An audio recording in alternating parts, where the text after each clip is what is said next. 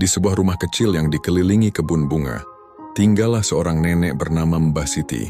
Ia hidup sendiri, ditemani oleh seekor kucing jantan berwarna oranye yang ia beri nama Kuning. Kuning bukanlah kucing biasa.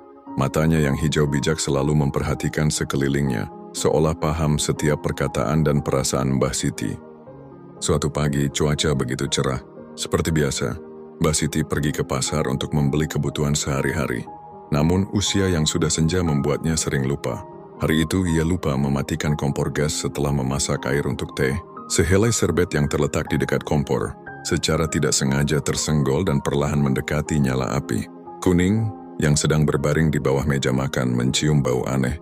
Ia membuka matanya dan melihat asap tipis mulai membubung dari kompor. Instingnya berkata bahwa ada bahaya. Ia segera berdiri, bulunya meremang. Dengan gesit, Kuning berlari ke ruang tengah dan menggesek-gesekkan tubuhnya pada kaki Mbah Siti yang sedang duduk menjahit, sambil mengeong dengan suara keras dan panik. Kuning, kenapa kau lapar lagi?" ujar Mbah Siti sambil mengusap kepala kucing itu. Tapi Kuning tidak berhenti. Ia terus mengeong, bahkan mencakar-cakar lantai dan menatap ke arah dapur. Suaranya menjadi lebih keras dan mendesak. Mbah Siti yang merasa tingkah Kuning tidak seperti biasanya akhirnya bangkit. "Ada apa, nak? Tikus lagi di dapur?" Saat Mbah Siti membuka pintu dapur, segumpal asap menyambutnya. Ia terkejut melihat serbet di atas kompor sudah mulai terbakar dan nyala api kecil mulai menjalar ke kayu meja dapur. "Astaga!" teriak Mbah Siti panik.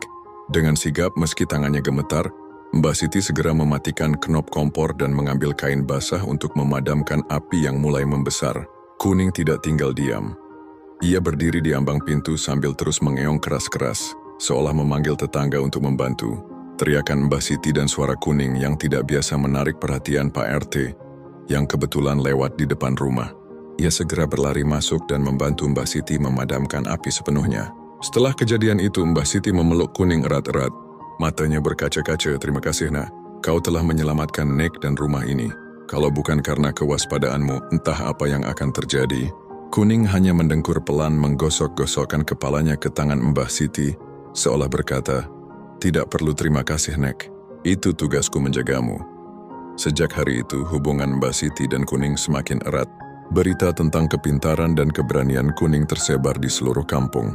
Ia tidak lagi hanya dikenal sebagai kucing peliharaan Mbah Siti, tetapi sebagai kucing penolong yang setia. Mbah Siti pun semakin hati-hati, dan Kuning selalu waspada, menjadi penjaga kecil yang tak ternilai harganya untuk nenek yang dicintainya. Mereka hidup berdua saling melindungi dalam rumah kecil yang penuh kebahagiaan dan rasa syukur.